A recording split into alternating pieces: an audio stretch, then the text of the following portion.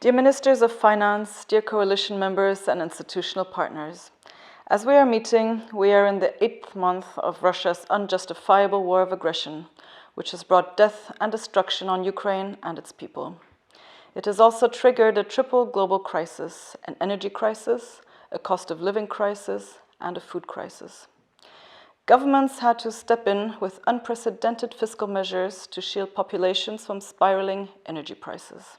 This year alone, my government agreed to spend 2.8% of GDP to support households and the economy deal with exploding energy costs.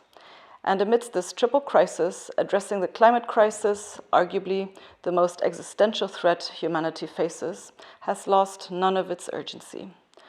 Russia's warmongering has unfortunately not only derailed the post-pandemic economic recovery, it is also affecting green transition efforts. In Europe, the green transition has become deeply intertwined with the question of energy security.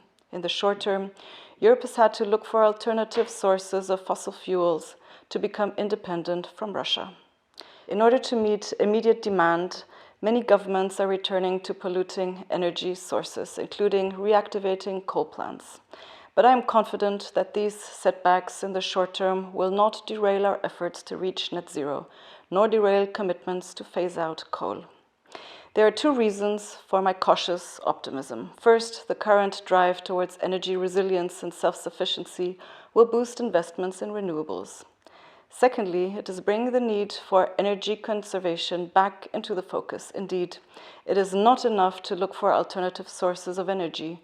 We also need to reduce our energy consumption. As Winston Churchill famously said, never let a good crisis go to waste. This energy crisis is an opportunity to fast-track a change in our economic models. If we collectively get it right, the current scramble for fossil fuels will remain a road bump on a reinvigorated drive towards sustainability. And the financial sector remains the most powerful tool to channel investments and mobilize capital in the right direction. This coalition is the ideal forum to discuss how, as finance ministers, we can design policies that support these ambitions. Let me conclude with a sincere thank you to our Finnish colleagues and specifically my Eurogroup colleague Annika Saarikko for having co-chaired the coalition since 2018. Their co-leadership with Indonesia has been exemplary during these challenging times. I would like to congratulate the Netherlands on their election to co-chair the coalition. Dear Sigrid, I look forward to working with you, Sri Mulyani, and all the colleagues in the coalition on how we can use finance as a force for good.